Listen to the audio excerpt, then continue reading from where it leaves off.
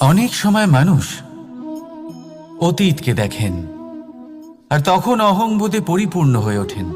কখনো বর্তমানের দিকে তাকান, ভবিষ্যতের দিকে তাকান আর পরিতৃপ্তিতে ভরে ওঠেন। কেন বুঝতে পারেন না একটা সহজ কথা?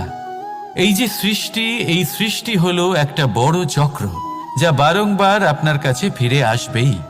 কঠিন থেকে কঠিনতর পরীক্ষায় আপনাকে নিযুক্ত করবে, যাতে আপনাকে উত্তীর্ণ হতেই হবে। যা কাল ছিল তা আজ নেই, এটা সবাই জানেন।